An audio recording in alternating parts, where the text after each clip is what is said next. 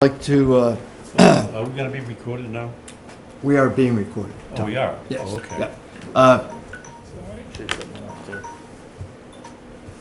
Thank you, Jack. I'd like to call the meeting of the Harwich Golf Committee to order. Share our agenda for September 17th, 2019, and invited guest Roman Greer, thank you for attending. And first order of business is the consent agenda.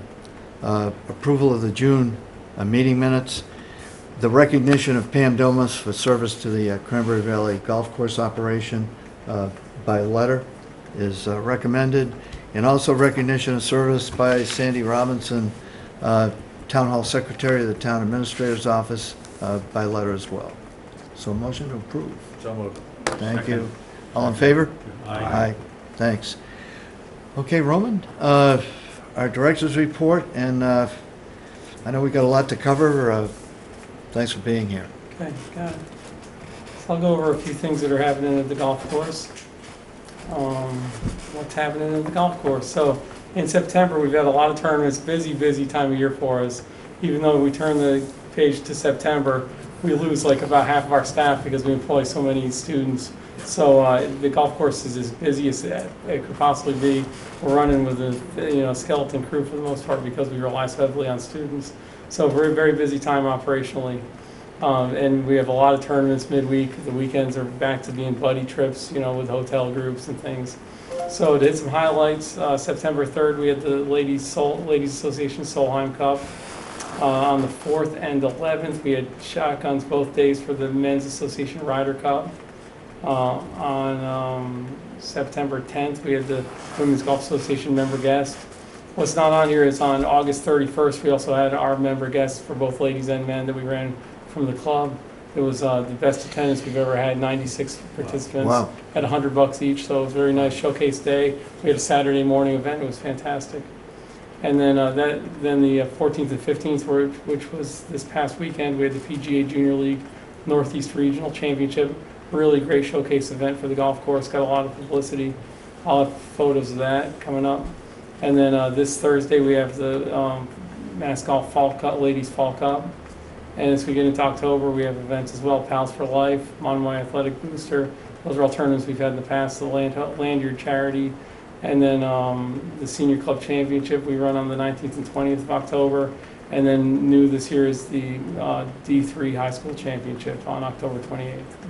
Before you go forward, Yes. we had, Men's Golf Association ran Ryder Cup Day 1 and Day 2. Yes, And they made a decision that they were going to go with about 100 players. yes. And that was a great decision, by the way. And thanks for allowing that, okay, because it obviously showed the demand is there and the interest is there in participating in that program, so. I agree. I think that event, Jack, you've been involved in all the committee decisions on this. That event's been tweaked through the years, and I think it's got a great formula. The 2 shotguns, I think, is a great idea, and it's cutting it down to 2 days is fantastic. It's great for the restaurant because they get two days of meals. I think it's a fantastic event, so I think over the years that's gotten tweaked, and it's found a very good formula. Would you have 250-man teams? Yeah. And Jack, if you think back, I mean, there was a point where things had ebbed to almost a crash where participation was Yeah, I minimal. mean, membership in the men's league is up, we're over 220 this year. So this is the highest it's been since I've been president of the league. So it's really been growing this year. It's pretty exciting. What's the age of your senior club championship? I believe it begins at 55. We have a junior, senior that's 55 to 65, then a senior, 65 and over, and then the overall champion, again, I'm going off the top of my head, the overall champion plays from is the low score from the Blue Tees for men. Just 2 quick questions. On the 28th, that D3, how many schools involved, Rome? I don't have any details on that yet, so I'll get that when the schools start qualifying. They don't start qualifying until the 2nd week of October, so we'll get more details coming. Okay. I have that all in my office. I think it's around 70 to 80 players total. Oh, nice. Wow. Excellent. Excellent. And D3 is a league, right? The Division. Division 3 of high Division, schools, yeah. Sorry. So it's By gonna be the good. size of the school. We're actually anticipating one celebrity. This is a kid from Weston that played in the U.S. Open this year. A kid that played Thorn Bjornsson or something is his name. Do you remember that, John? Yes. He played in the U.S. Open this year. He was part of the AIG Academy, and he's where he's been going to school in Florida. He goes to Wellesley. He decided to go back to Wellesley for his senior year to have a traditional college experience, and they're a D3 school, so we may have a Wow. U.S. Open participant. I gotta assume he's going to qualify. He's So. playing this week at our club, too. Is he? Yeah. Oh, in the high school, John? That'd be fantastic. He won the US Junior last year. Yeah, he's a very accomplished player. So I got. Go ahead. Oh, go ahead. It's smart, because Wellesley has a 9-hole course, Oh yeah. That's smart. And of course, there's another course right there, too. There's a lot of golf in that Babson- area. Yeah, Wellesley Country Club, yeah. And my other question was Pals for Life? Mhm. What's that? So that we've had that every year for a long time. That's a local charity that raises money for the service industry restaurants. It's a service industry event where they raise money for fellows in need. And the basic idea is the people in the service industry don't have health insurance, don't have a lot of those things. So they target a few needy people and provide help. Someone who played in the member guest on the 10th of September asked me, they said they paid $100, everybody did. Mhm. And he asked me, what was the accounting? What was that money used for? I couldn't answer the question. Is there any publication about? I could I mean, it's very, very simple budget. I can kind of go over that real fast. Well, if you just put it in the, out in the internet so that I can just say it's in the internet. Okay. That would be, yeah. Okay, yeah, I can put it, where can I put it? I can send it to you for the committee page, right? Yeah. Yeah, that's easy. That'll be helpful. It was actually, just to go over it very quickly, because I had a few questions about it.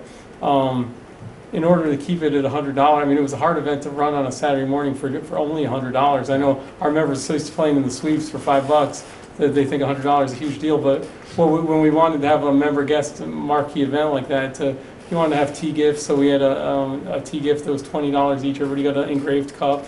We actually, I'll give our staff credit that they came up with a good idea with Ron to say that everybody could go in for one drink of their choice with Ron in the hot stove. So we gave him a $5. That's $25 a person. Just send me a Cards. summary, and that would Okay. be fine. Yeah. Very easy. Yeah, Very easy. that's fine. Thank you very much. You're welcome. Plus you got prizes. Prizes, carts, and then lunch. Lunch was $25. I mean, Right. money, and then the thing that we had to do was our Saturday greens fee is normally $74. In order to keep it at $100 each, we had to charge a Twilight greens fee of $32. I mean, we really had to discount it. So we actually took it on the chin in some areas, but we spread money more around the operation. Good day for Ron, having 100 people, having guaranteed lunch, with the $5 drinks, and then the tea gifts go through the shop. So we spread some money around to different areas, but we heavily discounted the guest fees in order to make it I happen. got asked more than once in the past week how Ron's doing.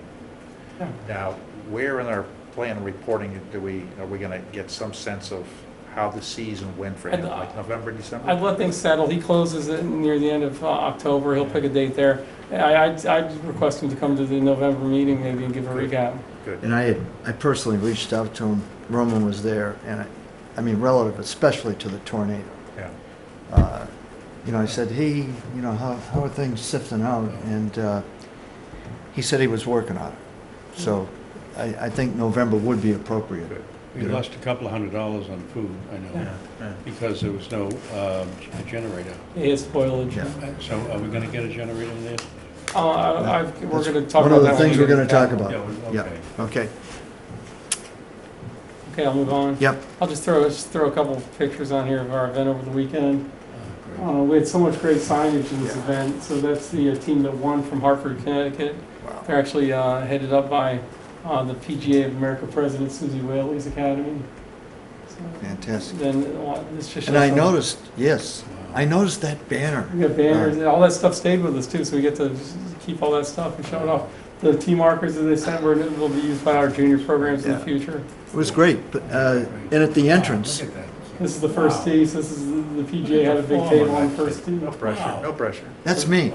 And this just, I like this picture because it gives an idea of the Chamber of Commerce weekend they had, just a beautiful weekend. These people went back to their corners raving about Cranberry Valley, and tying it in with the Cranberry Festival weekend. They all went to the fireworks and the families, so it was fantastic. It was a home run.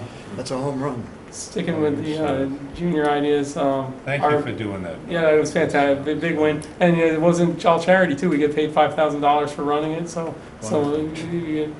money goes through the till as well. That stays in one of our accounts, I hope.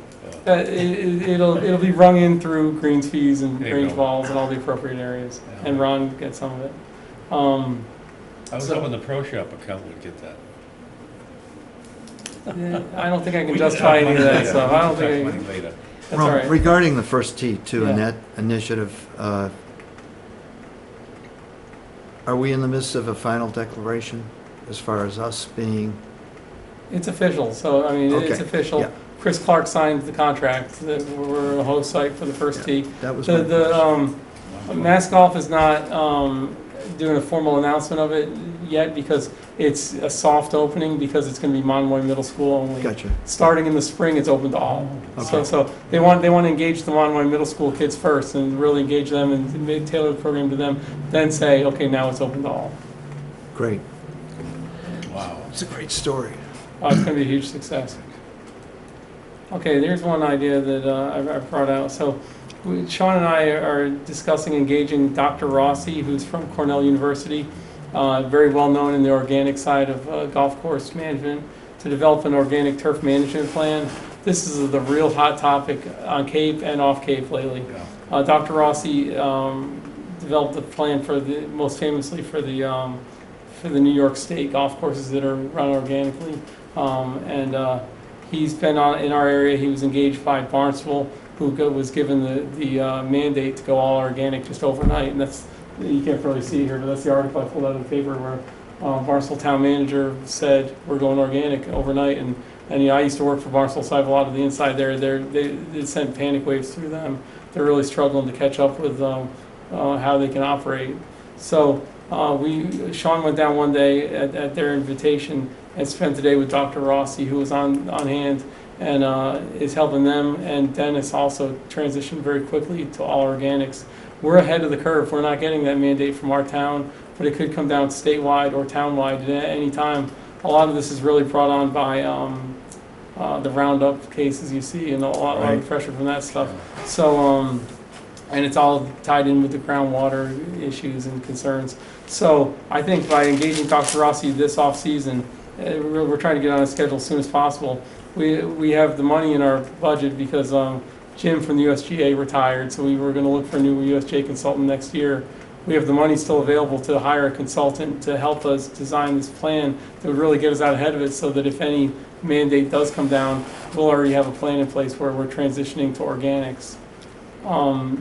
I just put on here, this leads, Clem, you guys hear Jim all the time from the USGA. Yep. It goes right in line with what he was always leading us towards. And then it'll protect us against any future state and local mandates and anticipated outcomes.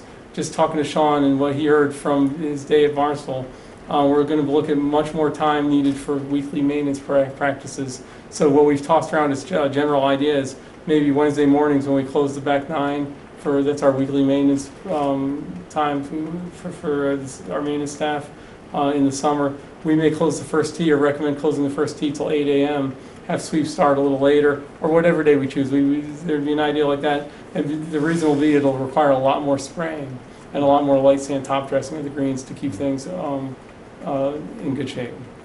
So it'll be more expensive to do this than We'll see. previously because we have to transition into this?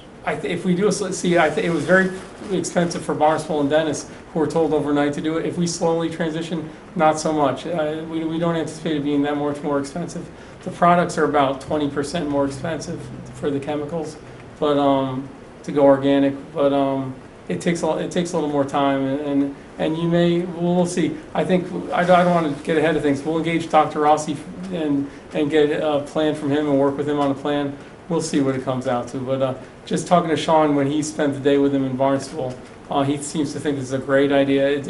It will satisfy our Audubon requirements. Audubon would love it. It could go a long way towards getting our approvals with them, and it'll insulate us from any future issues. Shouldn't that be in our strategic plan? Because, there may be some efforts in the selectmen to try to dip in and use our money as a slush fund for certain things, that if we have it already agreed to by us, that this is the way to go for lots of reasons. I think so. I think that we'll get to what we're going to talk about for future plans. I think in another agenda item tonight. This is just strictly budget, so this is strictly budget stuff that shouldn't affect any of our accounts. I think it's good to be proactive in this area. Yes, Yeah. But yes. I think the important thing that the other courses did not do, and I think Dennis is under the same pressure right now. They are. But, number one, are we impacted by any aquifer or any water supply on Cranberry Valley? No. Okay. And then number two, which I think is very important, is to do testing to see what kind of do we have a problem? Right. Yeah. Because, I mean, sometimes you can make a big move like this, and there's really no need for it either. Well, that's why we wanted to engage him, have him come out. He comes out and does all the studies, and we'll do recommendations based on what his tests show.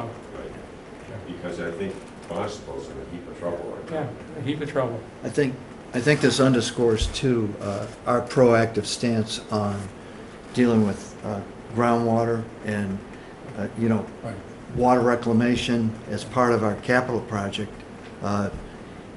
This is proactive certainly, and it seems like the two go together certainly. Yeah. And that would insulate us, as I've suggested, it will insulate us as we go forward if the state does produce mandates, and it seems like, I think there's a certain degree of certainty there that will happen. Part of my point was that, we have tried to meet an external standard, the Audubon. And it would seem like Audubon, this would be consistent with their requirements. So therefore, if anybody wants to undermine us by taking some of the money away or whatever, the issue is we have, for the last 7 or 8 years, been working steadily towards Audubon certification.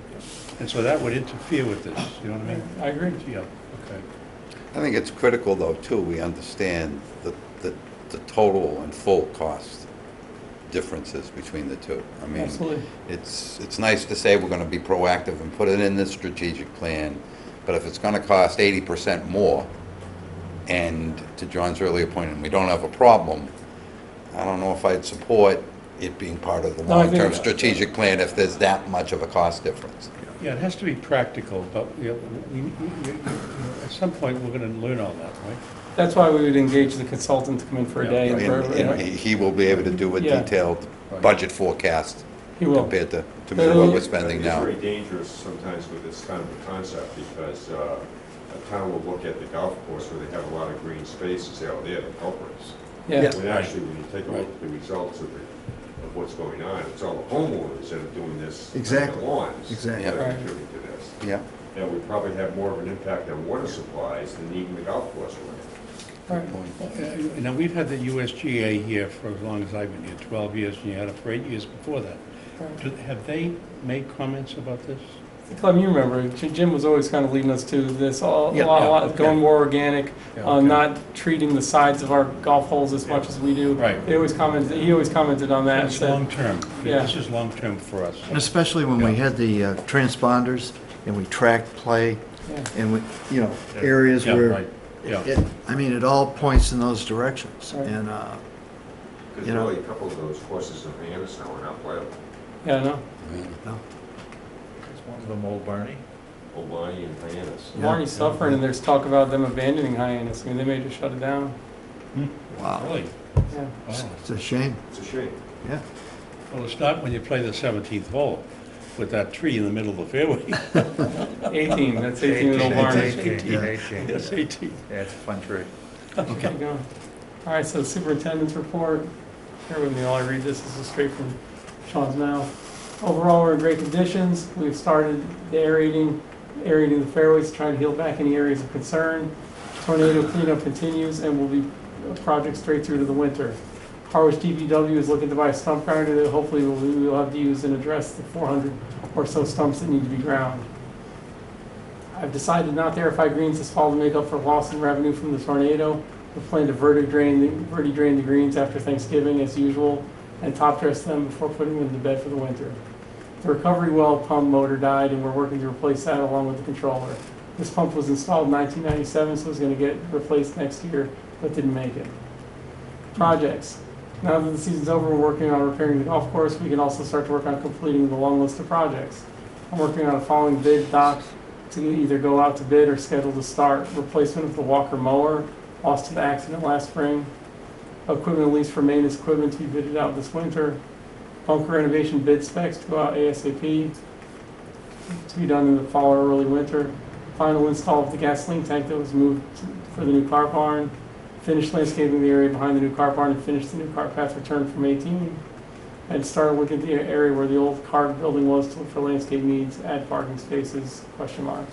Now, these- A lot of that stuff, the project stuff I'd address later when we discuss project. But Are these Well, on the regular? You're starting to lose 14 and 18, the greens. There's a lot of burnt, I don't know what it is, but there's quite a bit of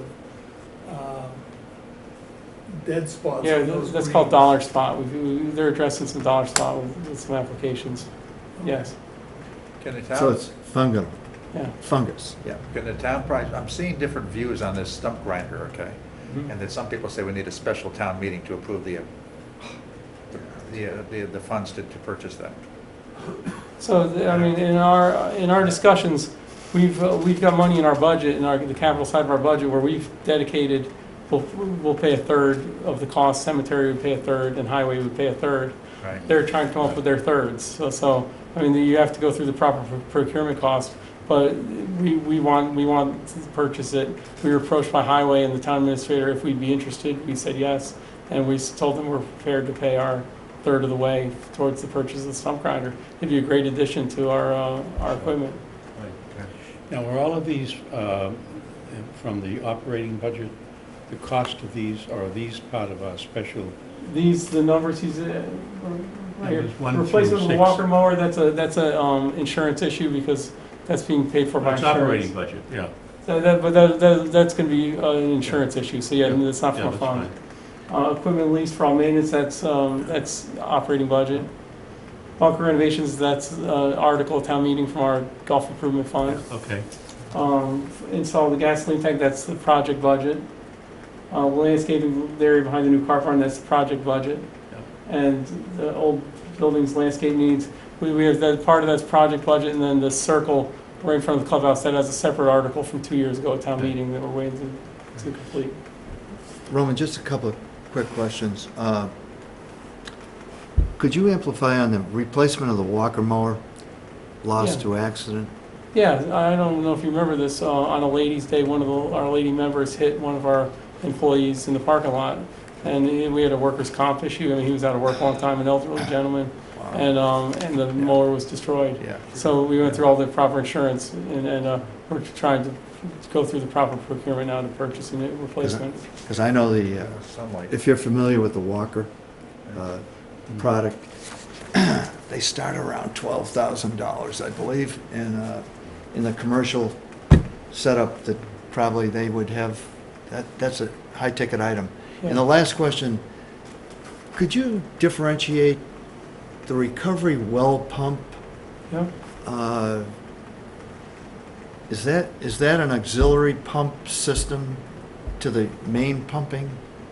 The recovery well is the well that fills the irrigation pond, Okay. So it's not part of the main, not the main Pump. pump that goes into the irrigation. This is the pump that fills the irrigation pond. And it'll be done this week. We're expecting it to be complete by Friday. yeah, I just wondered, because I thought we had expended monies relative to. Yeah, that's the main Yeah, pump and yeah. the master controller for the irrigation system. Thanks Now, for I the have a question. clarification. We haven't really, at least I don't remember getting, kind of like balances on these various accounts.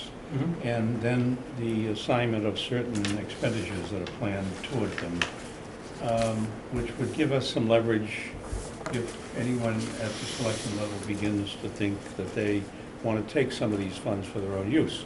Because anything like that would weaken our ability to successfully maintain the golf course.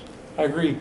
Tom, if you could, you mind holding that for when we talk about the next Oh, issue? sure. I Yes, I'm provided sorry. you with an I just accounting. worry about it, yeah. Yeah, so everybody's got a packet that shows accounting and projected costs based on Okay. the projects we're going It's to suggest. stapled, I got it. gentlemen. Did you get one, Jack? Yeah. So we'll get to that, we're not there Yeah, yet. okay, I'm sorry, I just worry about that. Roman, I'd just like to, I mean, that area where you were gonna put a walk path or whatever is really an eyesore. I think it'd be better used as parking. I mean, I would, So again, I hate to stall you, Jack. When we get to the, I have a slide for that, and we're gonna discuss that when we get to the project, okay? Because I agree. Should we move on from this Yeah. slide? Okay. So the next item, Okay. Under new business, the tornado aftermath and future emergency response plan. I raised this topic hopefully in a constructive way, just to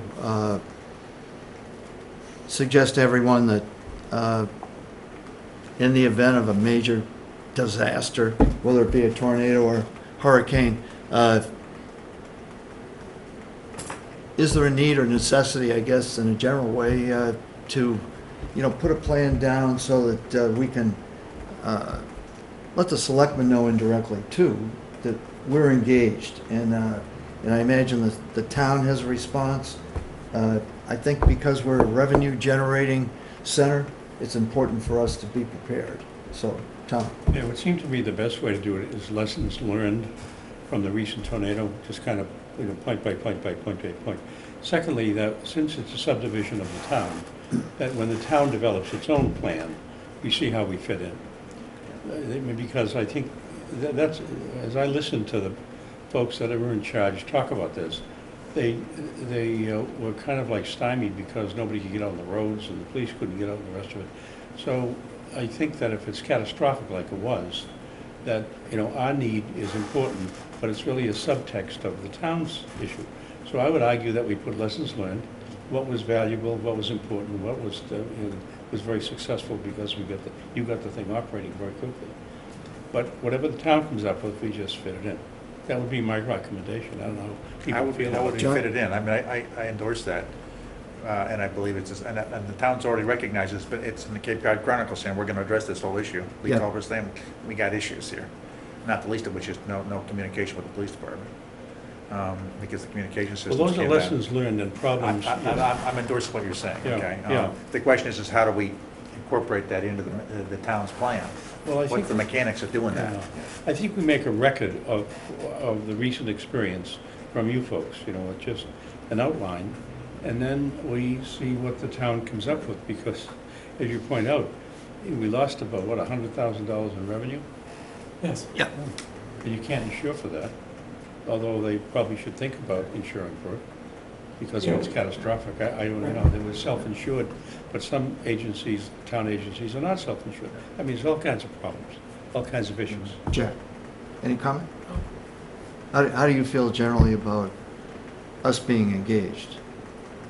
yeah, I mean, I agree you should be part of the, incorporated into the towns. I mean, it'll just be, to be honest, I'm not sure I would expect the town to do anything. I'm just not confident that they're gonna come up with anything that's gonna be That's why, substantive, to deal with this issue. I mean, it's a tough issue. It is a tough issue, and I was thinking back to the moment. I mean, a hurricane that's coming up the coast, Oh, sure. you got plenty of time in a sense, but this was enormous in the sense of 3 minutes, and all of a sudden you've got chaos. I mean, which no one had control over, certainly. So, I don't know, John? I think, personally, I think the town responded pretty quick. Yeah.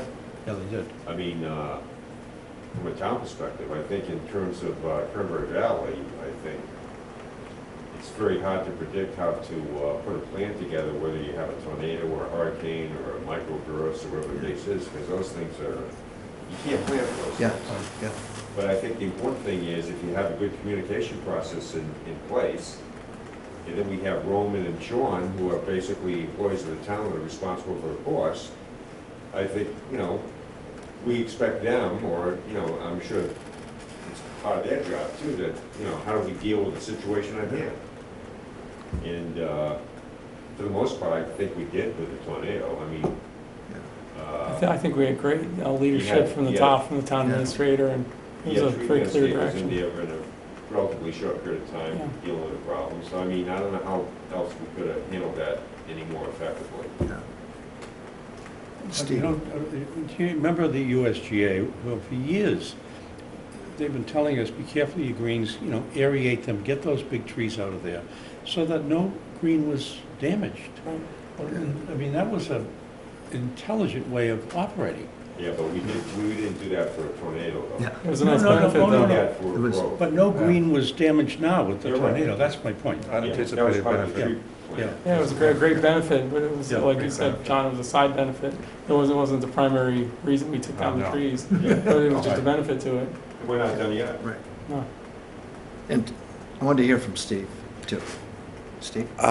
In terms of the tornado and emergency plan, again, I think overall the town did pretty well, but it could have done a lot better, in my opinion, and I think the single biggest problem was a lack of a structure that delegated responsibility. I mean, the bottleneck was, there was one guy in charge, and he had to worry about everything. He had to worry about public safety and fire and police and roads and golf courses and cemeteries, and you can't have an active, quick response to a disaster with, you gotta look at where your bottleneck is. And the bottleneck was with the town administrator. If we wanna develop a better plan, there's gotta be a delegation of responsibility and authority, so that you get rid of that bottleneck. And once a disaster gets declared, you say, okay, we're now in a disaster mode. This group or this person or whoever it may be is responsible for this and has the authority to focus on that and make decisions on that.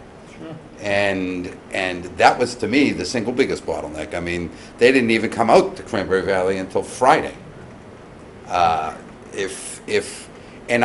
don't get me wrong, I'm not questioning Mr. Clark's priorities.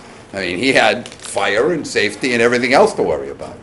But conceivably, he could have, particularly with a revenue-generating area like the golf course, he could have ceded that responsibility and authority to Roman, to the committee, to whatever, and on Wednesday, we could have started worrying about what are we going to do about the golf course and getting it fixed and making it safe and having it become revenue generating again as quickly as possible. And Mr. Clark, you don't need to worry about it. Take it off your plate. You got enough other things to worry about. But the structure isn't there to allow that at this point in time. Jack? Roman, could, just in support, I think of Steve, could you have brought those people in on your own, or did you need? Yeah, so, no, we couldn't have done the procurement. We needed the town administrator to do the emergency procurement of the tree So it contractors. reinforces. They were here, Tuesday was the event of the tornado. On Wednesday, the assistant town administrator and the town engineer, who are our procurement team, came in on the golf course and met with Sean and I, and they surveyed the golf course and reported back to the town administrator. And we were in constant contact with them, but yeah, that was, the procurement of the tree contractors was an obstacle. And if there's any one thing that could be speeded up, it'd be what an emergency declaration that would open up some of the procurement. I mean, even if we did things in the plan, like have a formula in place to define what the revenue is per day on a given issue, particularly since this one happened in the summertime. So if we had some formula that said you take a look at the T-sheet, whatever, you figure out what your revenue generation was, let's say it was going to be $15,000 a day.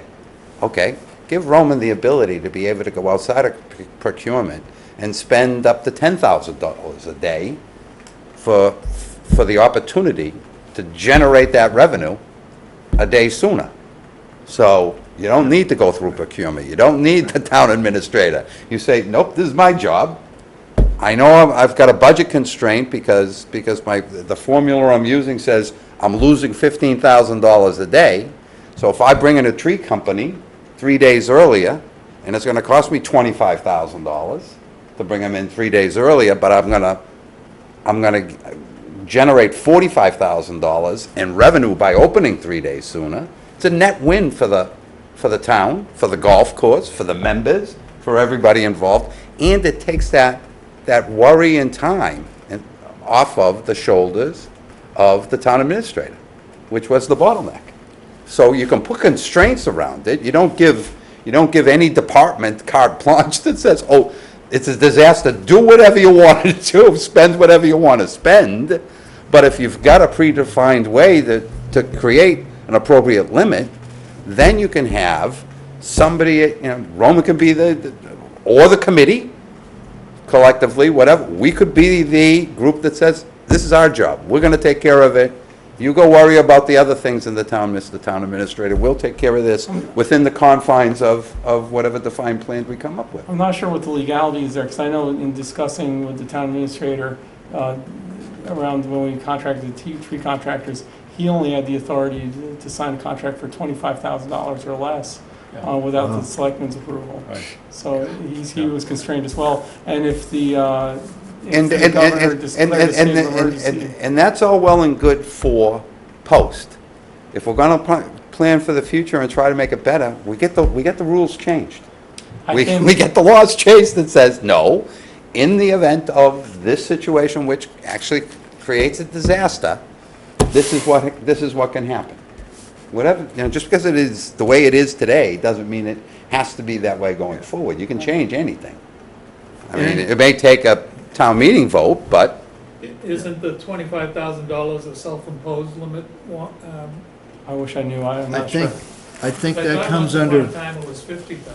I think that comes under the procurement standards, Oh, is that? for the state. I know in my conversations with the town administrator in those days, he said that if the governor, when he came down here, declared a state of emergency, that would have opened the door to procurement, emergency procurement, and he never did. Oh, I thought he did. The governor didn't, the town administrator or the selectman, I believe, declared it for the town, but the state didn't. Really? Yeah.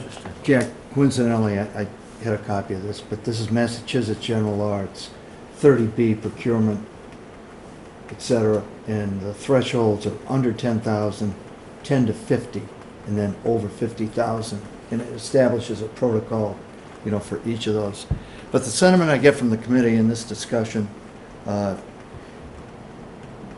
perhaps it is in our best interest to, maybe chart a direction forward. And if you're in agreement, I think Steve makes some good points. yeah, if Steve, maybe you'd be interested in not unless people are open to talking about changing the way things are Well, today, because the plan would be useless with the current structure and But laws and The rules. one thing that I'd add would- is, we are anticipating a reimbursement of lost revenue through our insurance company of $135,000.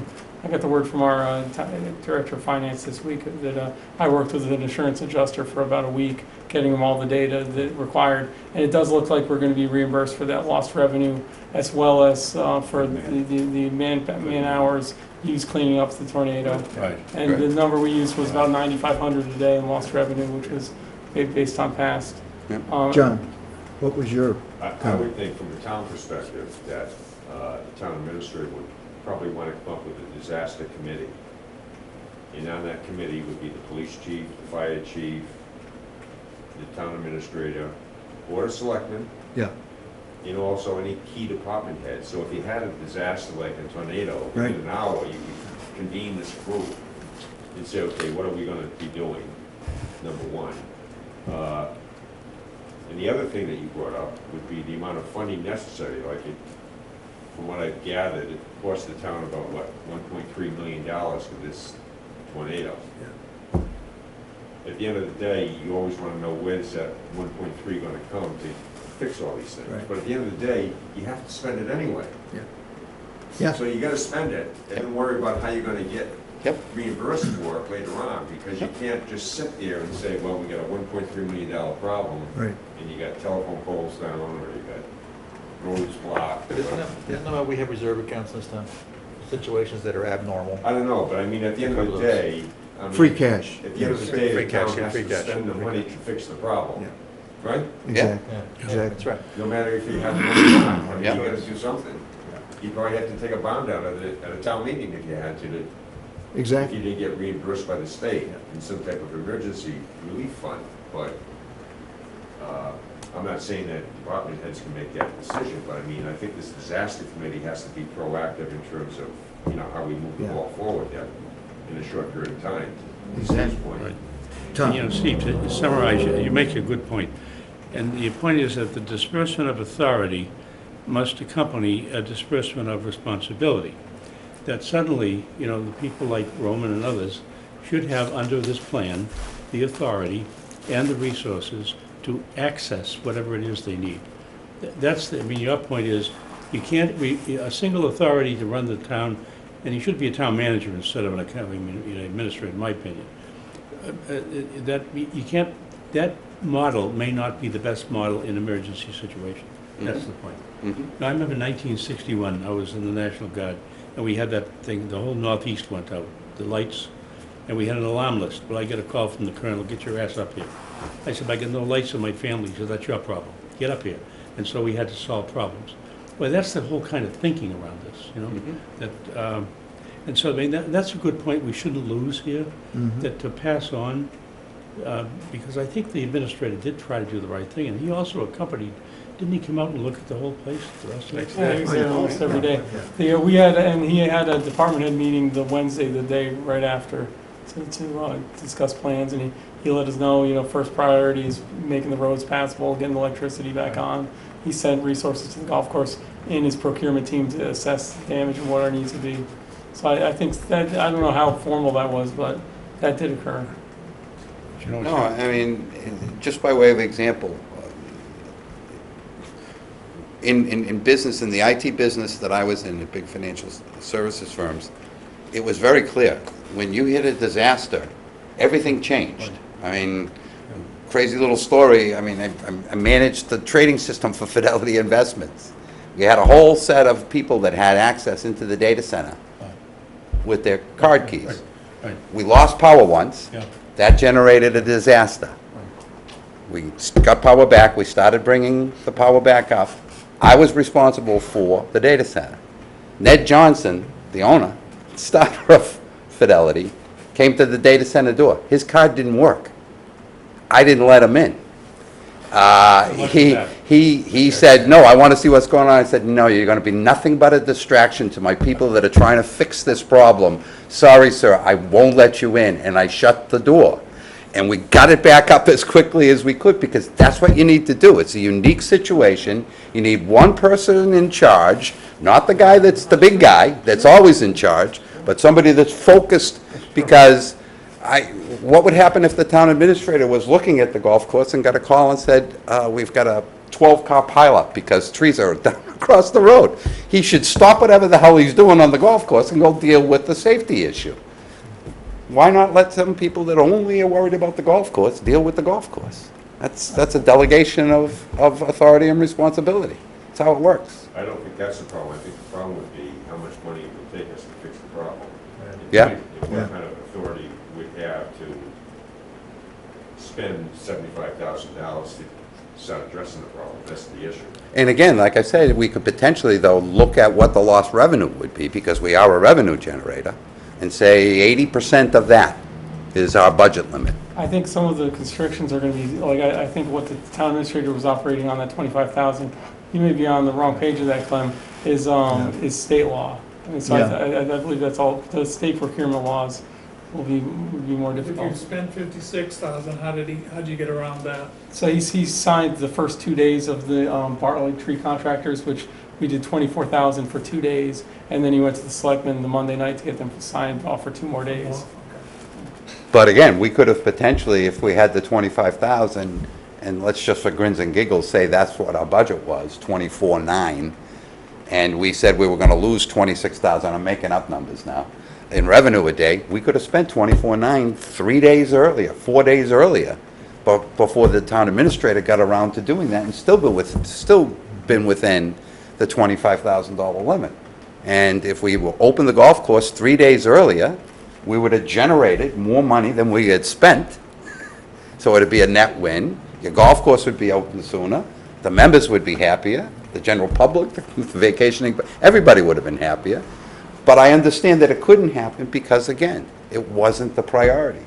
So that's, how do you make it the priority? You make a good point, Steve, okay? And I get the concept. Just manage your expectations with any recommendation regarding a change that will not be in violation of state law. Yeah? At the same time also will be received, given the culture in the town. Yes. So. Oh, and there's no question. So when Clem asked me, do you want to look at trying to put together a plan? Not unless I know what the rules are.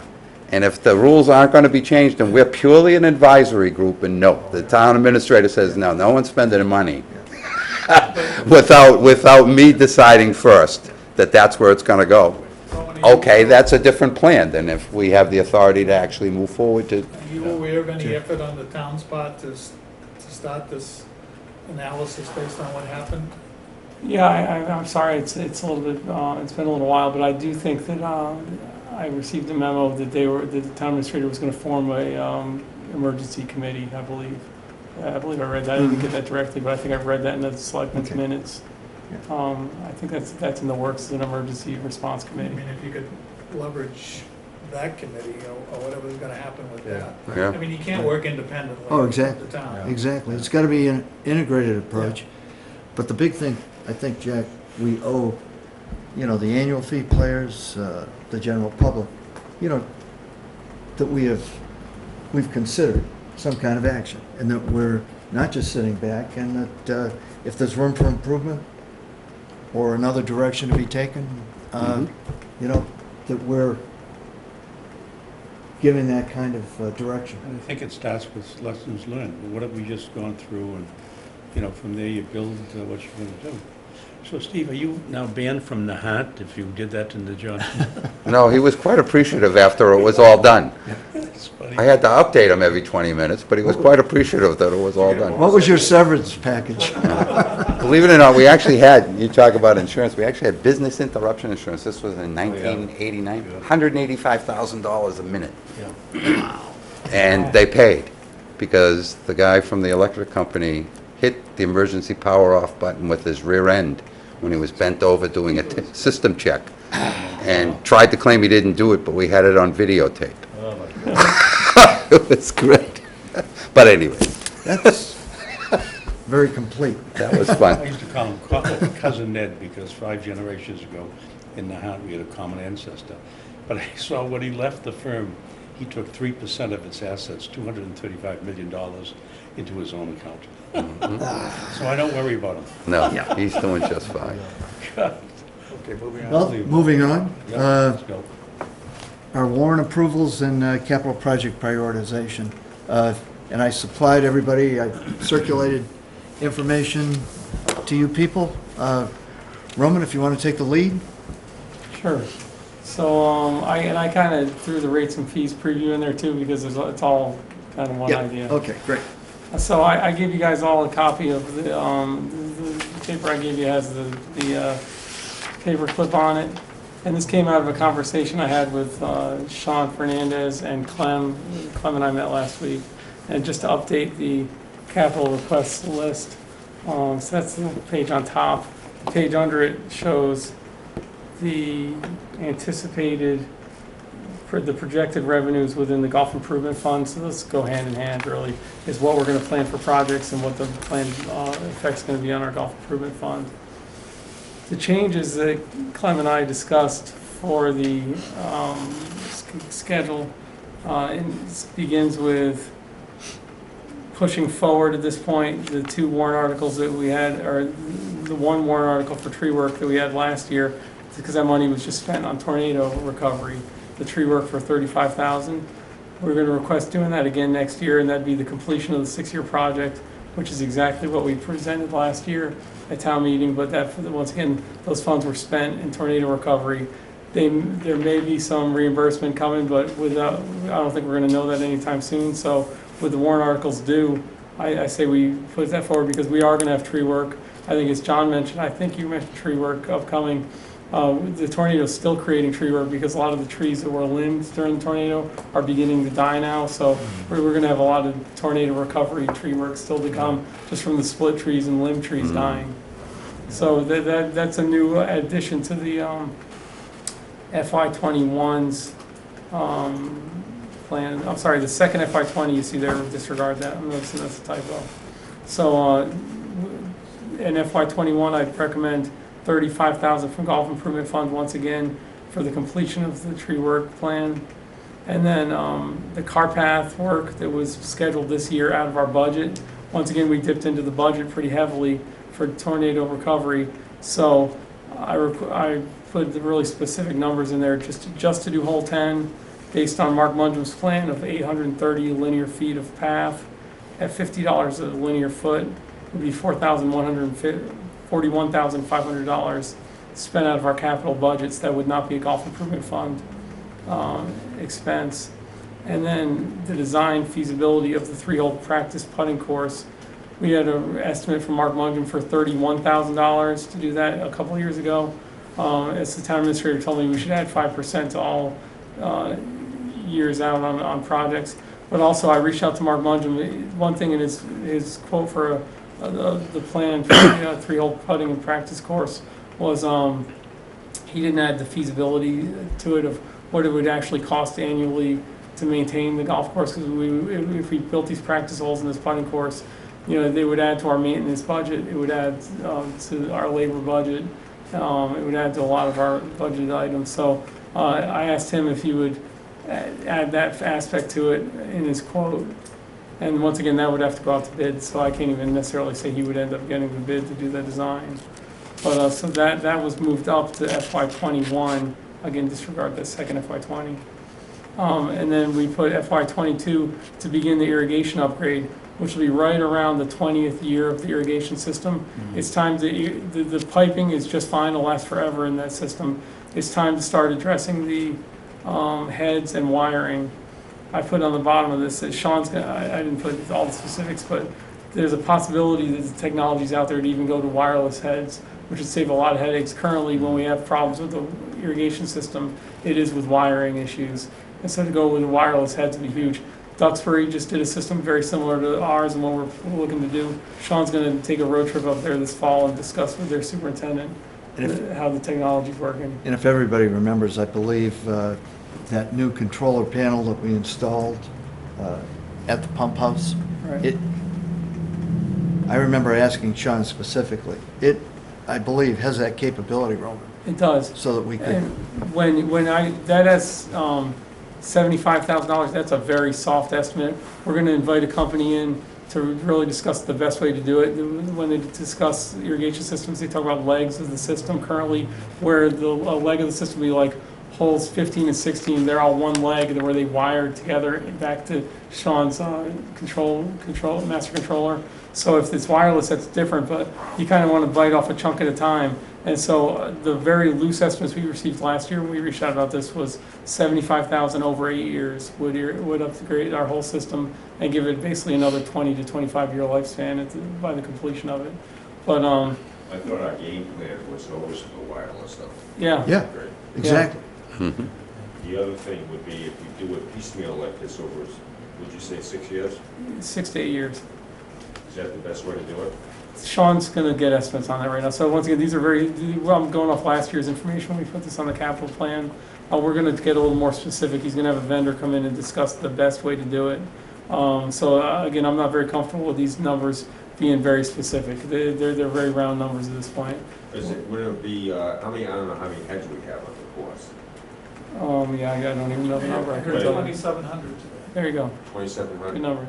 I was going to say 25, so right around there. Your course would be per head then, right? Yeah, You would think, yeah. So, I mean, the number they can get, even though a lot of these numbers right here, 75,000 per year, are kind of soft. I mean, Right. we would have a specific number in terms of what that course is going to be. exactly. Yeah, once you get the installation costs and all that, yeah, Yeah. absolutely.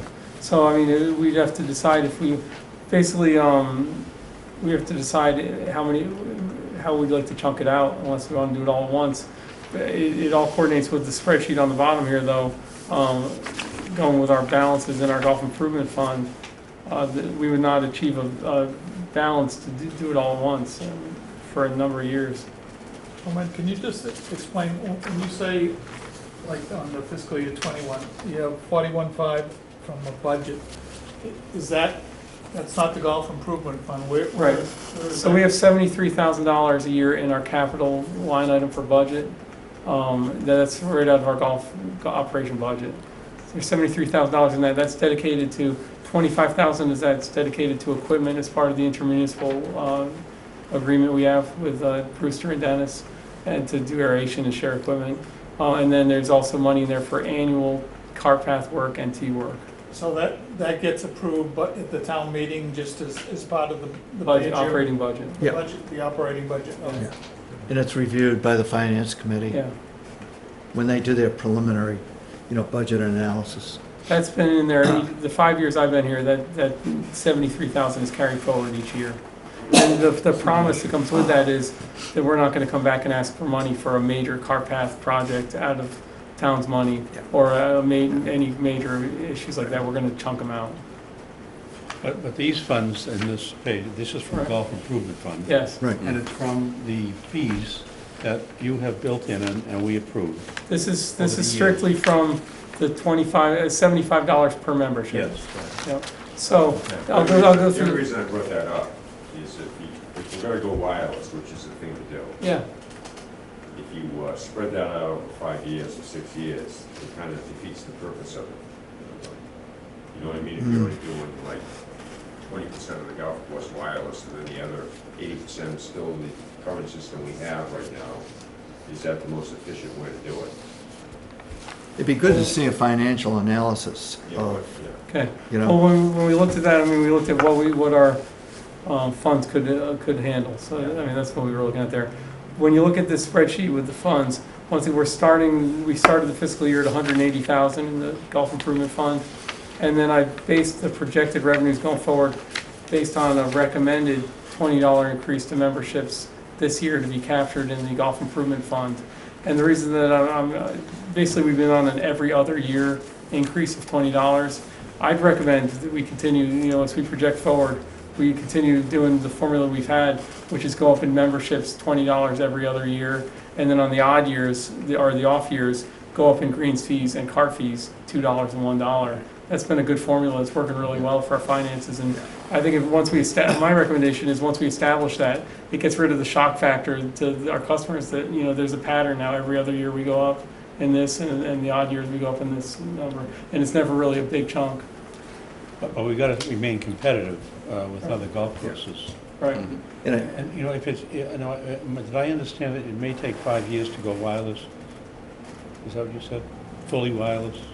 That's if you Yeah. break it up. Yeah, if you That's break it if up. you- So why that's- not create a sinking fund from this, you know what I mean? So that you do the whole thing 5 years from now. You know what I'm saying, John?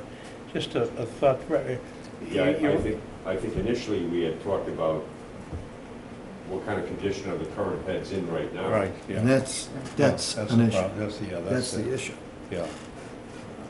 I Are they failing now? No, I discussed that with Sean this morning. They're fine. He thinks this is the appropriate time to start looking at refurbishing them. He said when they're 20 years old, which they will be in, I believe, FY '23, that's when you start getting wires failing. Your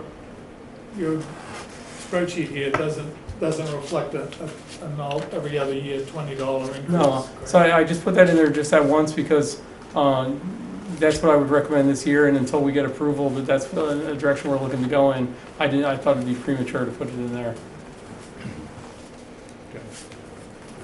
I have another Okay. question. Based on the changed mandate for this committee, who approves this? If we approve it, it looks like we don't have the authority to approve it. It looks like somebody's got to approve it. Was it the town administrator, the No, selectmen? again, Tom, I don't think anything's changed. I think that any change to the committee happened a long time ago. Well, But the language. Here's the language. It says that we recommend governing policies. It used to be that we were appointed as exclusive supervision over the operation and maintenance. But now it says we recommend governing policies. So it has changed. I mean, the language. My understanding, Tom, on that, and I've talked extensively with Plum about this, that this change happened a long time ago, right, Clem? 2 years And ago. The change in language, but that was just the Charter Review Committee doing maintenance, the charter, which they do every year. In spirit, it changed 10 or 12 years ago, didn't it, Clem? I mean, I got a history lesson on this. At least- It happened before 2010. At least 10 years ago. So in spirit, we're operating exactly the same. That was just maintenance to the charter, upgrading the language. So what I expect is the selectmen are going to want to see that the committee recommends these projects, that they're Exactly. endorsed by the committee, that we're, I mean. And if you look at it historically, in terms of timetable, Tom, Roman and I will be asked to meet with the selectmen, and we'll present rates and fees and the recommendations, and I The mean, policy, right, you're recommending that- governing policies. That's that's- a governing policy. That's consistent with the language. that's taken place every year. I don't think anything's changed. Clem and I stand in front of them with our articles and our recommendations on rates and fees every year. Okay. Yeah. I wouldn't operate it differently. Yeah. My understanding is that was just maintenance to language in the charter based on the spirit that changed a long time ago, and they just never updated the language. All right, but it makes me more comfortable every time you do this, you say this is a policy that we have voted on, because that's consistent with the language. Because I don't trust a couple of those The guys. policy would be what? The policy is, No, it's, yeah, in other words, this is a policy on capital requests, right? And we approve it, then it goes to them, and you say it's already been approved by this. As a policy, it's just that that's what the language says. I just want to be consistent. Okay. So that's all.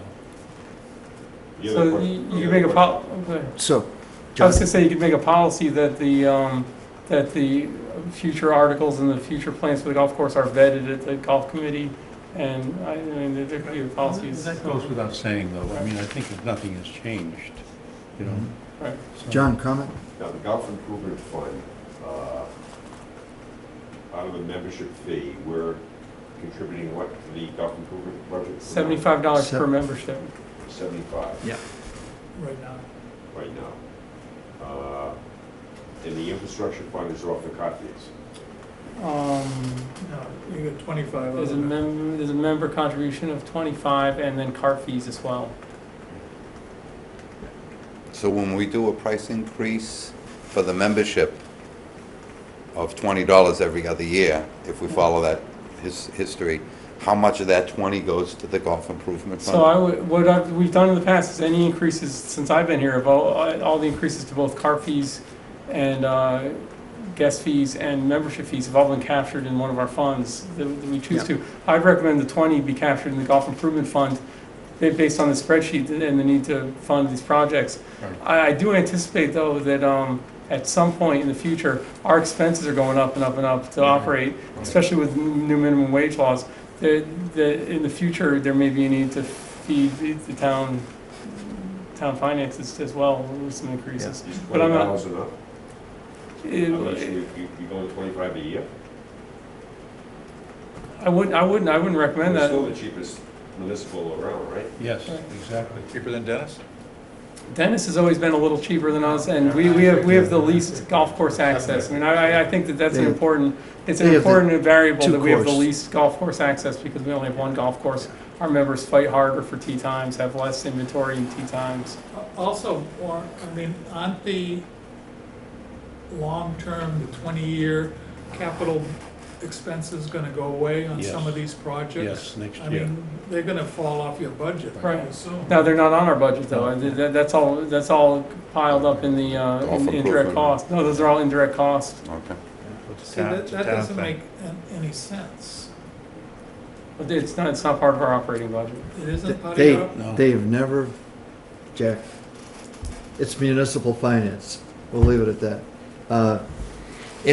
Roman, as we look forward to our next meeting on October 15th, that's right after the holiday and so on, what would you envision as far as a timetable for recommendation of rates and fees, you know, for next year? Yeah, so I hadn't looked forward to that. We normally, I make the recommendation in the October meeting. Is that how we normally do Okay, it? that's I think that's how we traditionally normally what do we've done. Yeah. Yep. So I can do a presentation based on the competitive analysis like we usually do. Excellent. Again, sorry, I'm having problems with my slideshow here. Just a general look at it, what I wanted to get your feedback on is continuing the pattern of a $20 increase every other year to the membership, which would be my recommendation. In the off years, a $1 increase to cart fees and a $2 increase to greens fees. I think it'd be very helpful to our customers, our members, to know there's a pattern in place. Would you like a motion? Let's wait till next month. I just wanted to get Okay. your feedback on Okay. that. Yeah. And then I wanted to consider, also consider either this year or next year a $25 increase to the Chatham membership, because that seems to always be a hot button topic. Yes. It is, I yes. think a $25 increase just to separate, Yes. that nominal number could mean a lot. Whether it's this year, which would make, their hit would now be $45 in their increase this year, or if you chose to do it next year on one of the off years. I think there's a sentiment there that would support that. It's a symbol, You know. it's a Exactly, symbolic. exactly. It's a So symbolic- just some And, separation. I think there should be some And, separation. Roman, just a question, their accounting system can't be that accurate, that if you raise the rates $2 for the card fees or the greens fees, that gets assigned to the golf improvement. I mean, that would be my. No, that all gets coded. That all gets coded correctly. Every cart fee, $1 gets coded. Every greens fee, And it gets assigned to the Yeah. golf Yeah. it improvement? does. You can look at it in Yeah, you're right, John. Yes, Yeah. yes. It's Each just- cart fee greens. it's in the Munis report. It's in the Munis reports. I don't know. I'd have to check with Mike if he does it daily, weekly, or monthly, but it does all get transferred correctly. It does? Wow. I'm shocked. And that's why it's a good thing. And I then mean, one- because we're accountable. Yeah, no, I'm just shocked because they can't, since the capital expense or the depreciation expense doesn't get assigned, I didn't see how they could assign the rate increases. John? I'm hearing two things from you, Roman. Number Okay. one is, and you're looking for guidance on both of them. The first one is the pattern, okay? And if we, and we talked about this before, if we don't go with periodic increases, then all of a sudden, every 5 years, we get hit with this $75 increase, Right. which is gonna be like, that's not gonna happen. Right. So the notion of having systematic increases and then altering those, I think is a prudent way to manage this process. I think when I do the competitive analysis, our competition does that in general. This has been a strange year with some of our golf courses in some serious flux, like the Yarmouth golf courses and the Barnstable courses. They've taken extreme jumps based on unique circumstances. But in the past, it's always been every other year incremental steps as opposed to big ones. Let's go to the second point. Second point is communication of said approach Right. to the golfing community is certainly something that I would endorse. I think we'd be crazy if we didn't do that, Right. to communicate with everybody, so at least people have a sense there is a system here. This is not an arbitrary thing. Not a knee-jerk. And as they think Right. forward, you can expect to, or I can expect to as a member of Cranberry Valley, to Right. have this. Right. I think it's a real good way to approach it. But I think Yarmouth Golf this past year, they may have changed this, but they passed a policy every year they go up 5%, or there's some annual thing. And once you get over the pain of the one time, everybody knows the expectation. So, But what I also think would be supplement what you're saying, John, is if the increases produce a surplus, and the surplus just goes into the town, No, No, that doesn't happen. That's a problem. No. then their benefit, your willingness to do that, and it always seems like it's a mystery, is to always see in the annual report for the town is it's $1.8 million in revenue. You never see Right. an expense that says it costs 1.4 million or Right. 1.9 million Right. to run the place. Right. See, I mean, you've got an imbalance between the revenue you're taking in, the expense, and where does that money go? And if I was, if we're making $400,000 for the town, I'm not saying we're doing that, but, and the course doesn't reap any benefits, I would find that to be disturbing. Again, Not that I'm I gonna change from one I can provide the report that I had. It's probably 4 years old now. They did an indirect cost study where the town, and guess what? The end of the result was golf creates zero revenue. So I mean, and then here's all the reasons why, and it's all legitimate stuff. I mean, it's all legitimate. It's the cost of the debt service, it's the cost of the employees' benefits and all that garbage. Yeah, I'd love to see that because, I mean, even debt service is going away. Some of the bigger debt services, I think we're almost up to 20 years on some of them. But they, it's in their hands to refinance it. And so some of that debt was going to be up this year, and they've refinanced it. Okay, so we'll look forward to your, And then if I can just say one more thing, just Yeah. to finish. We changed the junior rates last year, so we got rid of the junior 2, which was in an age group 18 to 21, because it was really impractical. The people that were 21 years old weren't happy with what they were getting a junior membership when they were very limited what they could do. This year we had a little pushback that the collegiate students, Yeah. it was too expensive. So what I'm going to recommend is, and I don't know what the rate's going to be yet, a collegiate/student rate. That we'll do some research and see, is that, with a college ID and a driver's license for age 23 and under. Because one thing we want to capture that we lost, that we took a little black eye with this year, is we lost our Cape League baseball players that usually buy a junior membership and play the course, which we enjoy having out. So Yeah. I think that to have a collegiate student rate added would be a good idea. that's a great recommendation, with identification. Yeah. And with an age limit. Some- With an age some limit people and go to it's- school until they're age 35. A student ID with an age limit. Yeah. Okay. Just wanted to comment on your idea about the Chatham differential, which I agree with, but we've been through this for the last Right. 5 or 6 years. Easy, yeah. We all agreed to it, but it gets shut down at the selectmen level. How do we propose getting that through the Board of Selectmen, or do we just kind of like? I don't know if you were there, Clem. Yeah. At a FinCom meeting last year, this became a big topic of debate when I was Yeah. trying to get our budget passed. Right. And one of the gentlemen on FinCom brought it up.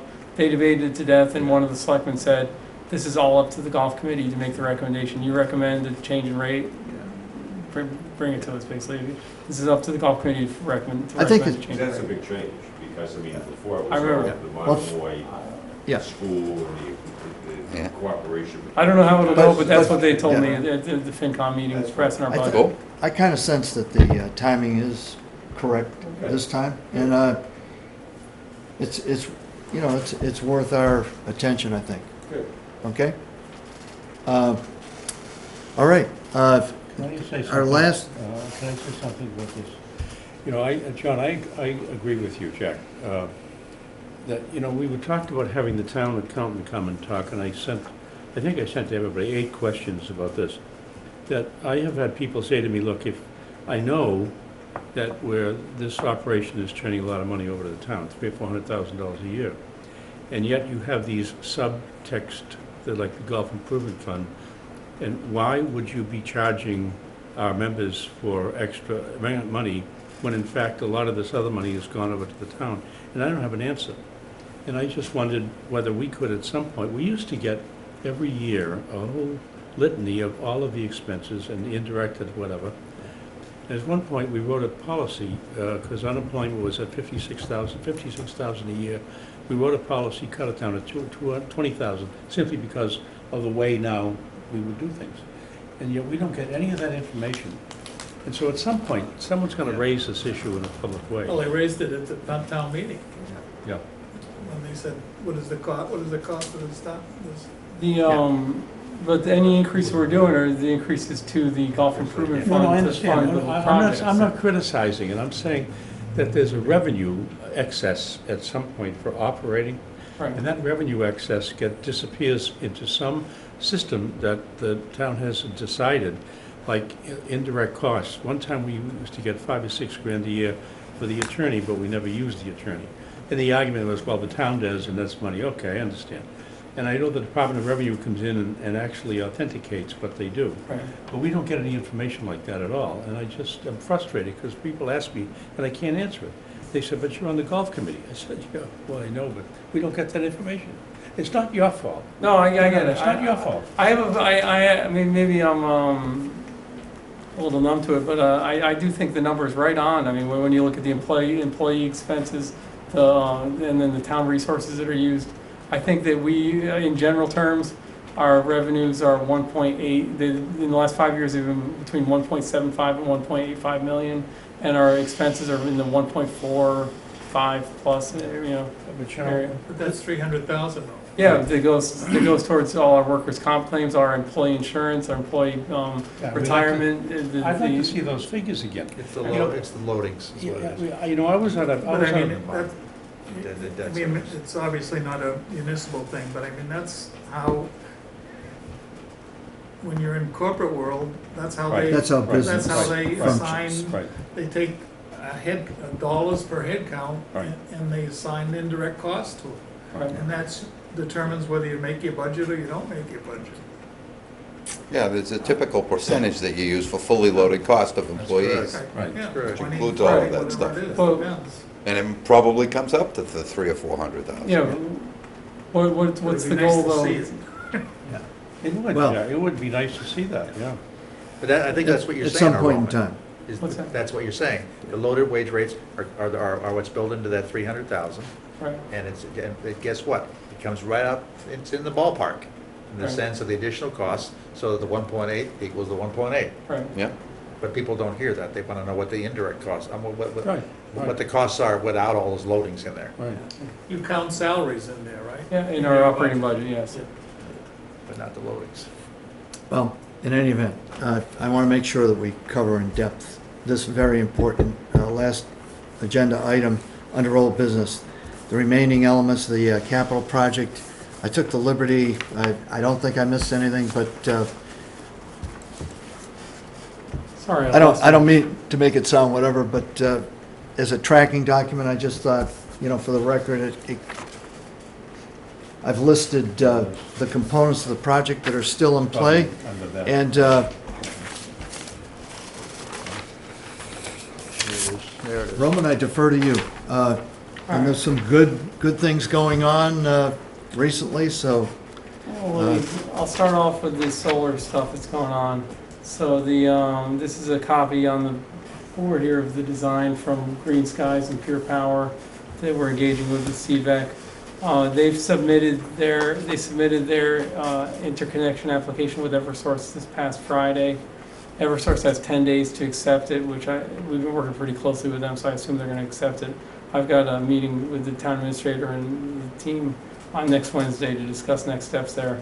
But in general, you see the layout on the system plan on the right there. And let me get to the next slide. Yeah. So in general, the plan, this has taken a lot of work to get this to, and a lot of finagling with the contract with the vendor, which has not even been signed yet. CVEC's in charge of doing the actual contract with the vendor to get the three-phase power to our electrical room. Mouse there, right here. We built this pump out right here in the car barn to be the electrical room that would bring the three-phase into the building and operate the solar system. There was some haggling because the solar vendor wanted to do it just to the pump house and have us incur the cost of doing the full run. That's still in negotiation before the contract gets signed. And it seems like right now this design has been put through to Eversource, and they're going to negotiate that based on their percentage of electricity, their electric percentage over the 20-year contract. hey, Rome, while I'm thinking of it, could you, because this is electronic, your Right. PowerPoint, maybe you could make this available to, I was just thinking out loud, the committee. Do we get a copy of it?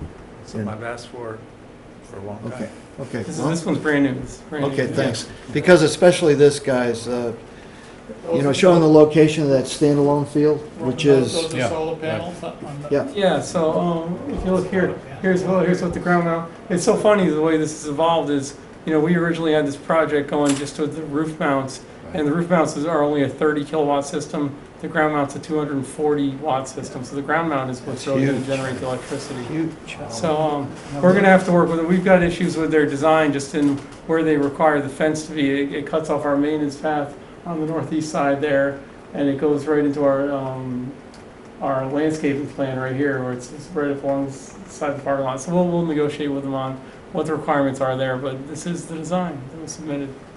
Will this support electric carts? In general, this will bring the three-phase power to the car barn, which will support the electric car fleet. And in, again, very general terms, it'll negate our electric bill over the 20-year term of this. Yeah. So there's enough power in those panels for 80 cots? Yes. Can you go It's- back one slide? And excess, Jack. Challenge me, John, I hope so. Oh, forget it. Okay. There were two companies that listed, there Yeah. was Greens, Green Skies Green and Pure Skies. Power. are those the two companies that are vying to do this No, job? Green Skies has been engaged as the job. They've hired Pure Power to be their engineers. Oh, okay. And those are panels on Yeah, top right of. now, Yeah. On top of the roof. right now, the discussion is between Eversource and Green Skies. So the interconnection application, which includes everything in this document, there was a third document, the third page of this, that was way too detailed for you to even see, which is all the nuts and bolts of the electric, has been submitted to Eversource for their approval. And that's the app, it is part of the interconnection application that Eversource needs to approve. Is there a Yeah, schedule by which 240. they need to respond, Eversource? 10 days, 10 days. and that was as of last Friday. So the, And what's the feeling on that? Is it kind of? Very positive. So our last few meetings, it's funny, I think I shared this with Clem, I don't think I've had a chance to share this with the committee. And I have orders from the town administrator not to do any high fives until we get through this. But one positive from the tornado was he worked so closely with Eversource, he ended up in the CEO of Eversource's house and Yes. got so much, and praised Eversource so much on their response to the tornado that they got to have personal conversations about the golf course project, and they assigned a new project manager for Eversource who's obviously been told to get it done. So And- we're working with a new gentleman from Eversource that's been assigned to this project, and he's got creative ideas and And Eversource sent 1,000 trucks yeah, into the town they did. to solve things. Yeah, that was perfect. That So was let's, perfect. well, before you go further, Yes, I want to come back to the point. John and I were working with you on this, on the electric cart thing, right. and should we ramp that up again now? What's your thoughts on that? Because we're ready to Yeah, go when you are. I think this is moving, I don't know the answer to that. I think once we get the approval from Eversource on this plan, and then we get CVEC to have Green Sky sign on for this job, we get a timetable from them Yep. on when this three-phase power, I mean, really, it's just laying the cable to the three-phase power to this building. Eversource has to approve it, and then we need the design to be approved for execution. So I think at that point, we'll know a timetable. And I have a meeting with the town administrator next Wednesday to push this forward. Is there any reason why we would hold off building what we have already done in that area, okay? Any reason why we should hold off, or should, I mean, because we don't want to be behind the 8 ball on this thing? No, you mean getting ready for the electric cards? Yeah. Yeah. No, I've already submitted the information to our procurement team to go ahead, and we've got 3 vendors ready to bid on an electrical grid. That all have, so they'd come in and set up the electrical grid in the car barn and get it ready for electric golf carts. And our game plan is to have electric carts, let's say, come April 1st, or is that? Yeah, I mean, I think if we got specific and everything was wonderful, I'd say March 15th, based on early season. Yeah. But it's an aggressive timetable at this point, because I've got to get the approval that they can do this, we get approved on everything. And the one thing that we discussed with this project manager from Eversource, he got very creative and is thinking that a lot of this work can be done by us hiring our own contractors, and he said not nearly the full amount of the, they presented a original estimate of $271,000. He's thinking it's going to be much less, and we're going to negotiate that side of it with Green Sky. So a lot's going to happen once they approve this document. That it should make this, one thing they're looking at is bringing the 3-phase power as a cable, like they have the electric cable that goes out to Nantucket across the water through our irrigation pond to the pump house, and bring it in that way, which would save a lot of money, save us from upgrading our entire infrastructure, which is what they were requiring in the past. Wow. So- What a I win. guess where I'm coming to in this, not only I don't want to be behind the 8 ball when this thing's ready to go, but number 2 is there something more that we can be doing to support you in terms of this process? For example, we had all 3 vendors in here Right. like May last year, if I recall. Right. And we tested out the carts and so on and so forth, and get some initial thoughts on that. and we've learned some things, some of which you've just shared, John, with your club in Florida, regarding some people who are not buying into this notion of one of the vendors. So I guess, is there more that we can do to help you in this? What I would hope is that if we get a positive, I think by next meeting, let's talk next meeting. And if it turns out that we're heading in the direction where it looks like this electrical issue is going to be solved in this calendar year, say, I say we get together again and start interviewing the vendors again. Sounds good. Okay.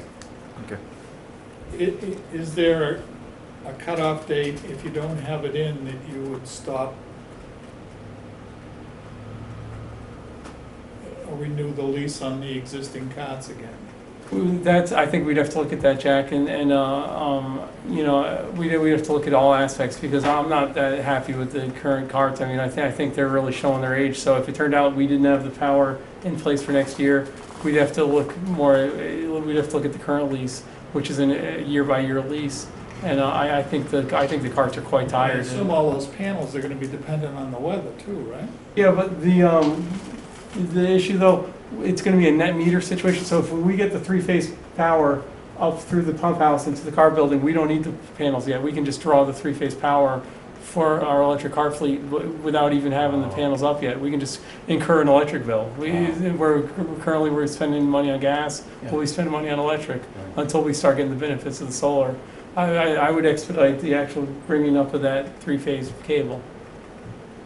In that eventuality, do we have a sense of the cost of using the three-way power, okay, versus the price we're paying for gasoline? Yeah, no, not necessarily, and the only reason for that is we've always tied the solar project in with that. Yep. And when they crunched the numbers on the solar project, they thought it would be, once again, it would be absorbed in our contract with them, where we'd have no electric bill. Okay. So no, I'm not sure. And without the solar, I'm not sure. I think it would be. We'd have to look into that. I think it'd be pretty close. But It's the same but cost. the credits that we accrue would Once the catch solar's up. would catch up with those I'm expenses. thinking until that time happens. Yeah. Yeah, Yeah. I think it'd be close to what we're paying in gas, but we'd have to look at those numbers. Okay. Right. Thanks. And all this fits in the budget, it's remaining funds that are available? Yeah, that's one of the things we're constantly meeting on, is so that's why as I move forward, you guys done with this slide? As we move forward, the town administrator's asked us until we finish this negotiation to hold off on, I'll get to the stuff on the bottom, the wash station, the reskinning, the lighting security, the slab floor protection, which is no money at all. We're just holding off on that because we need to have the carts out of the building and be closed for a few days when we do that. But that's not why we're not currently pursuing those aspects of the project, is to wait till the negotiations completed on the electric, because the electric is the most important, the highest priority right now. And then, but it is currently where we stand with the budget, yes. Roman, the stone path, I'll wait till you get the stone path. All right, you want me to go through this here? Let's see, application, question. they have 10 days to review and accept, finalize negotiations. Conservation has improved the remediation plan in the native stone path on 18. So our staff is currently working to remove the silt fences back there and prepare to bring in the stone. Sean didn't want to go on, you know, we've kind of had an aggressive timetable that we haven't kept to with that. He's planning on doing that in October, but he said guaranteed when we open next season, that path 18 will be part of the opening. But he's hoping to have that done this October. This is the question I've been asked regarding. Yep. When that path is in place Yep. and people are returning the carts to the other end of the cart barn, Right. what will be the implications for hot stove? Because people are not coming by Yeah. the restaurant to return the carts anymore. So they're going to have options. We've already had the signs printed, which I showed at a meeting this summer, where we're going to direct people this way for the hot stove, this way to the parking lot, and we'll have a parking area available to them. They can always park, you know, now that we don't have cars in front of the clubhouse, well, they can even pull their carts up in front of the clubhouse. There's not going to be any forced, you must go this way. We're going to offer that option, and for golfers that want to go directly to their cars, that will be the best option. But for anybody using push carts and wanting to walk or whatever, they can still go the old way to the That's the answer I was looking for. Good, clubhouse. okay, thank you. Again, I've covered a little of this. I've already meeting on 9/24 with the TA. And then when we meet next Wednesday to discuss the Eversource deal, we're also going to have the procurement team, which is the assistant town administrator and the town engineer, to discuss the procurement of the remaining landscape issues we have, which are Well, some of the issues with the project, the fuel pad, because we moved the fuel tank, but it's not on its permanent pad yet. That needs to go out to bid. And the wall was part of the landscape. I think, Jack, you mentioned this earlier. I told Clem also when we met last week, it's fun. There are maybe some benefits to having this project running so slowly, and one of them is that we got a chance to run a season under the existing traffic pattern. We do see we could use another 10 parking places. So that island where the old car farm was, we're gonna recommend having 10 straightforward spots in there, but also maybe still having the one spot in the middle, still routing people through that way so they don't have to walk into traffic, having a pedestrian line in the middle to lead them up to the next island. But yeah, adding 8 to 10 parking places that they can pull in there and using most of that area. When the town administrator was here, he mentioned something to the effect that you'd have to go back to the planning board for that. Right. Is that- So I'm going to talk to him is that a on big Wednesday deal? on that. It is a big deal, and he's been pretty clear with us. You know, what we presented to the planning board is what we're doing. But he's also mentioned that, you know, things come up while you're doing a project. He put his neck on the line with the planning board and presented all this stuff. I want to make sure he's comfortable with what we're going to recommend, which is editing the plan. Because we also have edits to where we want to stage the carts as well. Once again, doing it for a year, we came up with some new ideas. I mean, you could also use that parking for the hot stove. Yeah. I don't think I mean, again, we'll see. I don't think I dedicated it. I'd use it for what's needed. Because the hot stove, if once you dedicate it, then people won't park in it. And, you know, I was just up there before this meeting today. The golf course is very busy, not a car in the hot stove parking. And so, you know, that's prime parking that's people aren't Yeah. parking in because they think it's dedicated for the hot stove. I'd let it be first come, first serve. Good point. And at the very bottom there, Roman, Yep, so let's see, so we're gonna discuss the procurement for those issues and as well as the charger grid with our procurement team. Let's see, I cover everything, the fuel pad, tank install, the wall hardscapes, and charger grid. And then I said items to be discussed next, wash station reskin, lighting, security, slab floor protection. We've put everything except the slab floor protection on hold based on this negotiation that I hope is gonna begin next week. And so, you know, we don't spend money that we may end up having needed for the negotiation. in particular, as far as the charger grid is concerned, that whole plan, that's been submitted. Yes, Yeah. to the procurement team for you to go out to bid, yes. And as I mentioned, I've got 3 electricians that have all had multiple car barn experience that are all interested in bidding, so. And what's your expectation or hope that we will garner approval? I'll for find out that? Wednesday when I meet with our procurement team. Excellent. That's a week from So- tomorrow. So you're looking at the 25th? Yes, the Okay. meeting was originally Tuesday, got pushed to Wednesday, the 25th. Perfect. Can they install the grid with the carts in the way? Yes, they can, they definitely can. We've had one of the electricians out to map the place out already, and it's funny, Jack, I mean, you can imagine how specific it has to be. It's down to the inch, basically, where the charger gets placed. So that's why we are requiring and it's going to be part of the bid package, to have extensive experience in car barns and proven, and the town administrator wants them to prove municipal experience as well. But that'll be all part of the. I envision we got electricians climbing over carts, standing on the tops of the carts to install these things. Depending on when this happens, we can empty the car barn. I mean, midday, the car barn's empty. Yeah. We can find places for the cars. Okay. But Jack, I'll tell you from experience, this installation of those charges, it's critical. Oh, I'm sure. Because I at the, think. Every inch is important. every inch is important. And at the end of the day, it all boils down to labor and the efficiencies that you gain as far as how those charges have been. It sounds so simple, No, but boy, I agree. it can be a nightmare. Very specific. Yeah, That's why we don't want to end up with an electrician that's reading a manual that's never done one before. right, exactly. Do you know if we're gonna have retractable cords? I'd love to, but no. I Why? think we can see what's available and make that part of the bid. I would strongly recommend it. Okay. Having worked in cart barns for years now, chargers, you lose 25% of your charges a year Where do you use retractable? You have them at- without retractable. Yeah, okay. Because the wires hang Have down, you used you're retractable? zipping the card through, you rip the charger right off the ceiling. Does Have that you happen? used Does that retractable? happen? That Steve? happens every week. Careless. You're Huh? going too fast. I Have you mean, used retractable ones? I haven't used retractable ones, but I've seen retractable ones like a Jiffy Lube. You, Yeah. you pull it down, you plug it in, you unplug it, it pulls itself up, the cord's out of the way. You don't have to worry about a $14 an hour human being hand winding them up out of the way. And all your charges they won't get ripped down. And the other dynamic is that maybe over time, some of the carts get bigger or smaller, and therefore you can put more carts or less carts in. And if it's a permanent installation, the whole installation is going to be changed. You know what I mean, that's a good point to have retractable, so there's some flexibility there. Yeah, I don't know if that'll change, that may not affect it. There's a real standard in the industry, they're all very specifically sized, and as well as with the charger cords, they're very specifically sized. What do you so- have to But say to your- about phones? Yeah. Are we doing GPSs on the carts, guys? Yeah. No? They're presenting the package. Yeah, we'd like to, I mean, that's part of our wish list. Course management. But to the point you just made, Tom, Yeah. I saw a system down at a private club on Sanibel Island, and it was spectacular.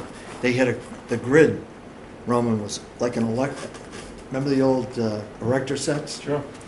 Yeah, Those chargers, you could move them. I mean, they were I know. tethered. that's what I expect it to be. Yeah, that's what I think it's gonna be. Yeah. It's pretty slick, so that you can move the configuration of how you park the carts, et cetera. They had an ASU pretty sweet. Kasdan too. I used to play the University of Arizona.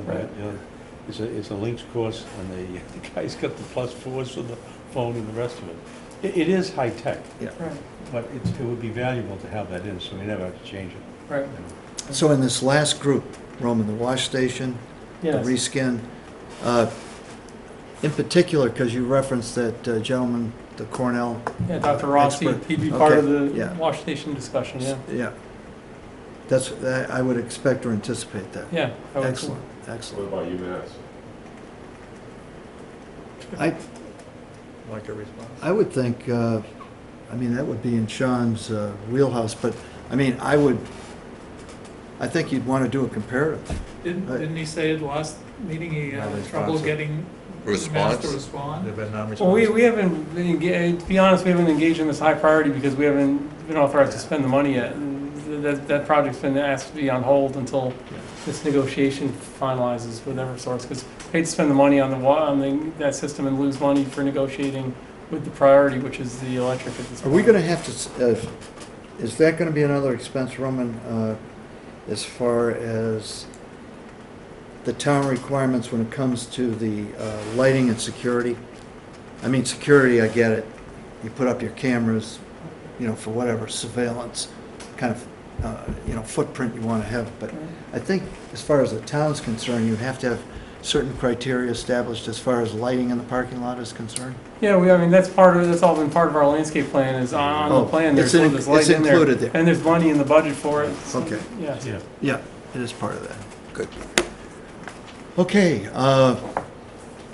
any other comments? I just want to thank you for all you've done on this. This is really a very comprehensive notion. And you've obviously got deep knowledge about how this happened. Thanks, Tom. Hey, Roman, the project was what, 1.4, right? 1.2. 1.2, how much is left right now? Oh, gosh, off the top of my head, I don't know, 300 and something. I think. Was it 339, maybe? I wish I could tell you exactly, I don't know. Yeah. I mean, off the top of my head, the So it's card, about 300. yeah, it's in the 300s, I believe. Yeah. And 150 of that, I could tell you, the building with Cardosi was 650, the parking lot was 100, 750. Some of the, I can't get that deep into it, I guess. There was Because we did the electric. landscaping today and yesterday at the fire station, did you see that? John, I saw that. Yeah. I kidded John about the fact that the fire station will be finished, operational, et cetera. Oh, Hey, do you see our landscaping gonna- in we're front of the gonna car get- farm? We got some great landscaping in that car farm. Yeah. Exactly. So, we will get it done. Okay, if there's no other business, Now, I motion, have a sorry, Jack? request, Roman, I'm sure you'll be thrilled. The ladies, in your app, you created a link to their webpage. Yes. and it doesn't work with Android phones. Then get an Apple phone, Jack. It's real simple. I'm so impressed the ladies all use that app for everything, because I get more feedback from them using the app. So they were That's the wondering request. if they could make any progress on getting that issue resolved. Android with the app, okay, let me look into that, I'll have to look into that with our app Yeah, because developer. it works fine with an iPhone apparently, but it doesn't work with an Android phone. Okay, I'll bring that to our All the top ones. They specifically asked me to raise that issue. No, we've Valid talked, concern? we had You're a lucky guy, Jack. their link was one of the big windows on our app, and we made it one of the smaller add-ons because it didn't really fit our promotional plan. And I had a steady stream of people at my door, knocking on my door, where'd our link go, where'd our link go? Okay. So I'll tell them you're looking into it. I will definitely look into it, yeah. Motion to adjourn. So So moved. moved. Okay. All in favor? Non-debatable. Aye. Thank you. Great meeting. Thank you, John. Thanks again, Roman. Great. He's gonna press the button. He's pressing